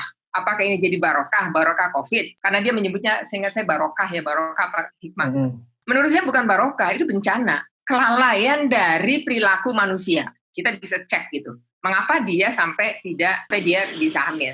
Kemudian di bawahnya ada tanya lagi lanjutannya, apakah kehamilannya sehat atau tidak? Apakah kehamilannya akan tertular COVID atau tidak? Saya kira itu bukan kewenangan saya ya. Apakah bisa tertular si janinnya atau COVID, saya bukan kewenangan saya. Tetapi bahwa apakah kehamilannya sehat atau tidak itu bisa dicek dari sisi kondisi ibunya yang hamil. Apakah dia kehamilannya itu sehat atau tidak. Nah, kehamilan sehat kalau berdasarkan ketentuan kesehatan reproduksi itu minimal itu 3 tahun setelah kehamilannya dia bisa baru diisi kembali untuk kehamilan berikutnya. Tetapi kalau kurang dari itu dipastikan kalaupun dia hamilnya itu sampai bisa melahirkan dengan baik, pasti perempuan yang hamilnya dia akan mengalami resiko tinggi. Banyak resiko, banyak faktor yang bisa kemudian berdampak pada janin gitu. Nah itu kira. Jadi sekali lagi tadi pertanyaan itu panjang. Lalu bagaimana ada pertanyaan berikutnya, bagaimana peran karena keterbatasan alat kontrasepsi, bagaimana dia BKKBN bisa door to door misalnya melakukan layanan, dia sebutkan seperti itu. Nah sekali lagi itu juga bukan kewenangan saya, tetapi yang saya tahu, saya ingat saya waktu saya di Komisi 9, kebetulan bermitra dengan BKKBN ketika itu sudah mengeluarkan peraturan, mengikuti kebijakan karena undang-undang kependudukannya BKKBN kebijakannya tidak lagi menjadi kebijakan desentralistik terkait dengan itu, tetapi kemudian menjadi kewenangan pemerintah daerah. Dulu ada namanya petugas penyuluh KB. Tetapi begitu didesentralisasi, itu menjadi kewenangannya kabupaten kota yang mengadakan. Nah, problemnya adalah tidak semua pemerintah kabupaten kota peduli terhadap layanan kependudukan dan KB. Itu jadi problem. Ketika itu saja dia menyebutkan bahwa satu petugas PLKB itu dia harus memberikan penyuluhan di rata-rata antara 3 sampai 5 kecamatan. Kebayang nggak? Satu petugas di 3 sampai dengan 5 kecamatan. Kalau tuntutannya dia bisa melakukan layanan door to door, itu sangat mustahil gitu ya. Lalu apakah ini bisa tugas layanan penyedia atau penyalur ya, pendistribusi alat kontrasepsi, apakah menjadi kewenangannya BKKBN atau menjadi kewenangannya Kementerian Kesehatan? Ini juga polemik yang tidak pernah berakhir. Ini saya kira Mas Cece atau Kang Aceh bisa bercerita bagaimana antara BKKBN dan Kementerian Kesehatan soal tarik-menarik antara pendistribusian alat kontrasepsi ini. Jadi itu yang saya kira problem yang butuh kebijakan ya, supaya tidak mudah penyelesaiannya. Memang bahwa faktanya masyarakat membutuhkan alat kontrasepsi dan alat kontrasepsi sangat terbatas misalnya, apalagi dia harus beli gitu. Itu menjadi problem. Saya kira begitu, Mas. Makasih. Terima kasih Bu Maria. Ya, silakan Pak Ihsan untuk menanggapi pertanyaan gitu terkait pesimisme terhadap peran agamawan yang belakangan ini misalkan ada agamawan yang udah di penjara lagi dan sebagainya. Apakah masih mungkin melibatkan agamawan? Silakan. Ini bisa dijawab panjang, bisa dijawab pendek kok ya. Tapi saya mau pendek saja biar kalau ada masih teman-teman yang mau ngobrol sama Aceh, sama Mbak Maria, sama kita, biar kita punya waktu lebih panjang. Tapi pusat itu ada buku judulnya Agama untuk Perdamaian, bukan untuk kekerasan gitu, judulnya apa ya? Ketika agama bawa damai, bukan bawa kekerasan gitu ya. Agama itu adalah sekumpulan doktrin, sebuah sekumpulan ajaran yang harus ditafsirkan oleh orang-orang untuk dijalankan di level praktis dan menjadi dukungan motivasi buat kehidupan orang. Jadi agama itu berisi doktrin, ajaran, agama, ibadah dan sebagainya itu yang harus ditafsirkan. Nah, untuk ditafsirkan ini orang berbeda tafsir tuh satu sama lain. Sumbernya Quran yang sama, tetapi ditafsirkan oleh Bin Laden dengan ditafsirkan oleh Ca'nur dan Nurholis Majid itu beda. Bukan hanya beda, tapi bertentangan. Jadi tinggal bagaimana penyampaian kedua model penafsiran yang berbeda ini dan memperjuangkannya di level yang praktis. Kalau sudut pandang para Madinah, sudut pandang pusat, seperti itu. Jadi memang ya di dalam agama itu ada beragam orang, ada beragam tafsiran dan sebagainya gitu ya. Ada jenis yang kemarin mendukung misalnya agar COVID ini dicuekin saja. Tapi kan kita juga tahu bahwa ada juga orang-orang yang percaya bahwa COVID ini soal yang serius dan bahwa kita nggak perlu pemerintah sebenarnya untuk melarang kita berjamaah. Kita sendiri akan membatasi diri untuk tidak berjamaah kali ini misalnya. Kan itu dua hal yang berbeda dan boleh tuh punya pendapat yang berbeda, boleh tuh punya penafsiran yang berbeda, asal jangan berkelahi gitu. Nah, masing-masing penafsiran itu mestinya meyakinkan publik dengan penafsirannya sendiri-sendiri dan mudah-mudahan publik yang mengerti mana yang lebih bermanfaat buat kehidupan mereka. Kira-kira begitu ya. Pusat ingin mendorong agamawan-agamawan yang menurut pusat berorientasi pada bina damai, pada pembangunan, pada toleransi, bukan pada kekerasan. Kira-kira seperti itu, Mas. Jangan khawatir bahwa agamawan itu ditafsir. Jangan kaget, apalagi kita kecewa bahwa agama akan dipakai begitu. Agama itu seperti apa? Ya, ada semuanya bisa ditafsirkan oleh orang-orang yang berbeda pendapat dan berbeda kepentingan. Saya kira begitu, Mas. Terima kasih Pak Ihsan. Saya boleh mengundang salah satu pengurus FKUB untuk ikut berdiskusi atau menanggapi topik kita sore ini. Ada Pak Jono di sini, salah satu pengurus FKUB Banjarmasin. FKUB itu kira-kira ini Forum Kerukunan Umat Beragama kepanjangannya, forum yang dibuat oleh pemerintah melalui Peraturan Bersama 2 Menteri 2006 yang salah satu mandatnya adalah ketika mau mendirikan tempat ibadah itu rekomendasinya harus keluar dari FKUB. Selain itu FKUB juga melakukan sosialisasi kebijakan, terus membangun kerjasama antar umat beragama dan lain sebagainya. Nah, di beberapa daerah FKUB berjalan membantu Pemda untuk penanganan COVID-19, tapi di beberapa daerah yang lain belum jalan sama sekali. Mungkin Pak Jono bisa cerita juga pengalaman sebagai FKUB dalam hadapi COVID-19 Kota Banjarmasin ya Pak Jono ya, di Kalimantan Selatan. Singkat saja Pak Jono, jangan Ya, Terima kasih. singkat saja. Assalamualaikum. Waalaikumsalam, Pak Jono. Warahmatullahi wabarakatuh. Selamat sore untuk semuanya ya. FKUB itu suatu lembaga yang dibentuk secara mandatori oleh pemerintah ya, melalui PBM nomor 9 dan 8 tahun 2006. Memang kalau kita ngomong mengenai apa tugasnya itu di dalam PBM tidak ada menyebutkan bahwa para agamawan yang ada di FKUB itu turut membantu mengatasi adanya wabah penyakit gitu ya. Tapi memang setelah terjadinya pandemi COVID-19 ini ya, kami sebagai agamawan terpanggil. Mengapa demikian? Karena menyadari bahwa dampak dari pandemi ini cukup luas, tadi sudah banyak kita bahas. Baik itu dari aspek teologis, dari aspek sosial ekonomi, dan dari aspek-aspek yang lain. Sosial ekonomi itu yang paling mengerikan. Kalau masyarakat itu semakin banyak yang terdampak ekonominya, angka kemiskinan semakin tinggi, itu juga menjadi faktor gerusnya tingkat kerukunan umat beragama. Jadi kan menyadari hal itu. Namun demikian, saya sendiri sebagai aktivis FKUB di Kota Banjarmasin, di masing-masing aktivis yang ada itu memang, mohon maaf, saya mengatakan bahwa cara melihatnya memang berbeda. Tapi yang jelas alhamdulillah bahwa dari keenam agamanya itu semua itu melalui, walaupun tidak secara khusus dikoordinir oleh FKUB, sudah bergerak masing-masing. Sehingga FKUB tinggal mendorong dan memotivasi lagi. Seperti di Banjarmasin, kami masih ada hal-hal yang akan kami laksanakan nantinya, melihat situasi yang berkembang, bahwa jumlah masyarakat yang terdampak ekonomi semakin hari bukan semakin berkurang, tapi semakin bertambah. Linear dengan semakin meningkatnya orang yang terdampak atau terpapar oleh COVID-19 ini. Itu yang pertama, Mas Sis ya. Yang kedua, saya juga ingin menyoroti masalah ini. Ini yang sekarang persepsi yang berkembang di kalangan masyarakat, ketika orang itu terkonfirmasi positif COVID-19 harus dirujuk ke rumah sakit yang rujukan. Ini memang menimbulkan kesan mengerikan. Mengapa demikian? Sekali pasien itu masuk ke rumah sakit ditangani, itu seolah-olah sudah putus komunikasi dengan warganya. Tidak tahu bagaimana penanganannya di sana dan sebagainya. Bahkan mungkin ketika pertama kali orang itu terkonfirmasi positif, itu sudah 50% imunitasnya turun. Nah, ini yang sangat-sangat mempengaruhi. Nah, tambah lagi ketika terjadi kasus meninggalnya pasien COVID-19 ini, keluarga tidak ada upacara keagamaan, tidak ada doa dan sebagainya, tahu-taunya keluarganya sudah dimakamkan.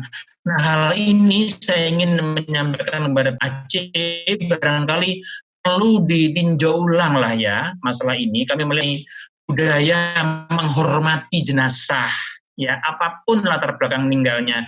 Nah, ini dalam kasus-kasus COVID ini seringkali hal itu tidak tertangani. Mudah-mudahan ini menjadi perhatian melalui diskusi ini, sehingga ke depan penanganannya akan lebih baik.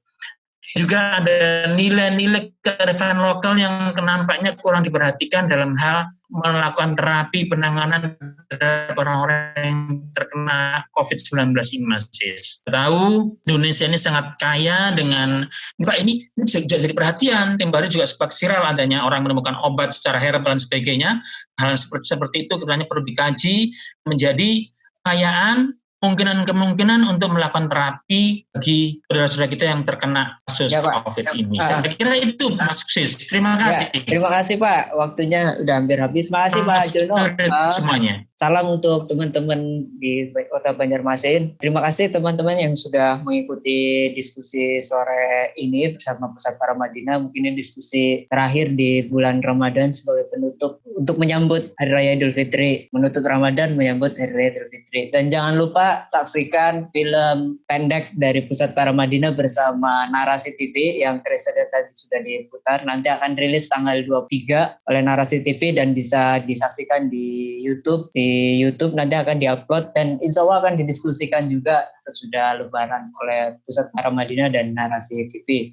Narasumber memberikan closing statement ya setengah menit atau 1 menit untuk teman-teman yang menyaksikan diskusi sore ini, baik melalui partisipasi Zoom maupun melalui saluran YouTube maupun media sosial pusat lainnya. Untuk menyampaikan pesan Lebaran di rumah saja, saya persilakan untuk Kak Aceh terlebih dahulu menyampaikan closing statement. Kak Aceh.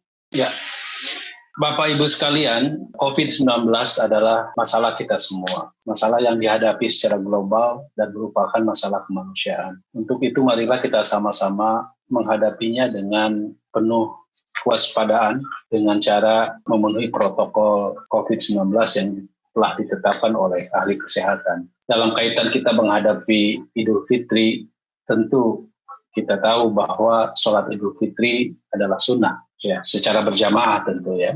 Sunnah untuk dilaksanakan di masjid atau di lapangan. Sementara ya menyelamatkan jiwa itu hukumnya wajib. Untuk itu maka sebaiknya tentu kita harus mengutamakan keselamatan kita masing-masing. Dan tentu saya berharap kepada seluruh komponen rakyat Indonesia untuk tidak mudik. Kalau kita sayang terhadap keluarga kita di kampung, kalau kita sayang terhadap saudara-saudara kita di kampung, kita tunda dulu mudik kita sama-sama jaga kesehatan kita dengan cara tetap bekerja, belajar, dan beribadah di rumah kita masing-masing. Sekira itu, terima kasih. Assalamualaikum warahmatullahi wabarakatuh. Waalaikumsalam warahmatullahi wabarakatuh. Terima kasih Pak Aceh. Ibu Maria, saya persilakan Bu Maria. Halo Bu Maria untuk menyampaikan closing statement. Baik, terima kasih para ibu-ibu, bapak-bapak, teman-teman, dan hadirin yang saya hormati.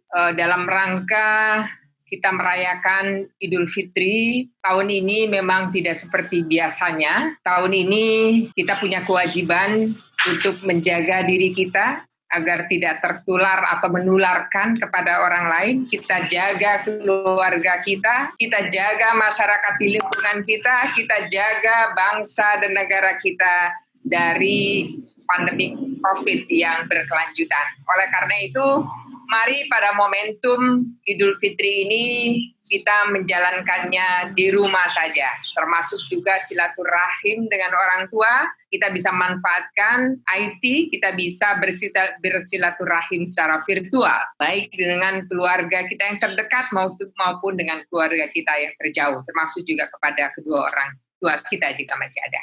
Demikian, selamat Hari Raya Idul Fitri, mohon maaf lahir dan batin. Assalamualaikum warahmatullahi wabarakatuh. Waalaikumsalam warahmatullahi wabarakatuh. Terima kasih Bu Maria. Berikutnya Pak Ihsan, Direktur Pusat Paramadina. Silakan Pak. Halo teman-teman sekalian, terima kasih sudah ikut acara kami yang terakhir di bulan Ramadan ini. Saya Ihsan Ali Fauzi, saya percaya bahwa pandemi COVID ini sangat berbahaya karena saya percaya pada sains dan saya sebagai Muslim juga percaya pada sains. Buat saya belajar dari teman-teman yang lain, sains adalah temuan-temuan sains adalah bentuk lain dari hukum alam yang juga adalah hukum Tuhan. Dia adalah bagian dari takdir ilahi yang harus kita terima. Jadi sementara biasa kita, misalnya salah satu implikasinya, sementara kita biasa salat misalnya Idul Fitri berjamaah, sekarang kita berubah menjadi salat Idul Fitri sendiri-sendiri di rumah saja tanpa berjamaah, karena kita berpindah dari satu takdir Allah dengan menggunakan takdir Allah yang lain, pindah dari satu hukum Tuhan ke hukum Tuhan yang lain, bukan karena kita takut sama barat atau temuan sains ini adalah temuan barat yang keren atau apa-apa, tetapi ini adalah temuan manusia yang mengancam semua umat manusia, dan ini adalah bagian dari pandangan kaum muslim juga di seluruh dunia.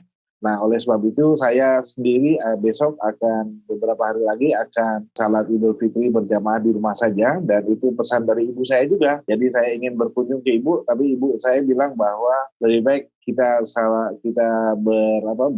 bersilaturahmi lewat online saja. Nanti kapan-kapan bisa ketemu lagi secara offline. Teman-teman sekalian, terima kasih semuanya, dan pesan dari Corona seperti itu, ya itulah yang perlu kita ikuti juga, baik sebagai bangsa Indonesia maupun sebagai Muslim. Assalamualaikum warahmatullahi wabarakatuh. Waalaikumsalam warahmatullahi wabarakatuh. Terima kasih Pak Ihsan Ali Fauzi selaku Direktur Pusat Paramadina. Terima kasih Aceh dan Ibu Maria yang sudah meluangkan waktu untuk menjadi narasumber di kegiatan terakhir Pusat Paramadina edisi bulan puasa tahun ini. Dan terima kasih teman-teman. Ya, terima kasih teman-teman yang sudah mengikuti kegiatan terakhir ini dan kegiatan-kegiatan yang lain juga. Terima kasih dukungannya, dan semoga bisa ketemu lagi di sudah Lebaran. Tetap jaga kesehatan dan Lebaran di rumah saja. Dan saya kembalikan ke host untuk menyampaikan beberapa informasi terkait kegiatan ini dan kegiatan berikutnya. Silakan host. Baik, terima kasih Kak Siswo. Terima kasih Ibu Maria Ulfa Ansor, Pak Aceh Hasan Sazili, dan Pak Ihsan Ali Fauzi atas diskusinya. Kawan muda, Bapak dan Ibu semua, terima kasih yang masih tetap setia untuk bertahan di diskusi Zoom publik ini. Mohon bantuannya untuk mengisi polling sebagai bahan evaluasi dan perbaikan kami ke depan. Kita akan ambilkan pollingnya, silahkan bisa dilihat pollingnya, dan kami informasikan kembali. Sekali lagi terima kasih atas partisipasinya dan mohon maaf jika ada kesalahan atau kekurangan dalam penyelenggaraan diskusi kali ini. Semoga kami bisa memperbaikinya ke depan. Sampai jumpa pada pertemuan-pertemuan selanjutnya. Selamat berbuka puasa kami ucapkan, dan taqabbalallahu minna wa minkum. Selamat menyambut Hari Raya Idul Fitri di rumah saja. Wassalamualaikum warahmatullahi wabarakatuh.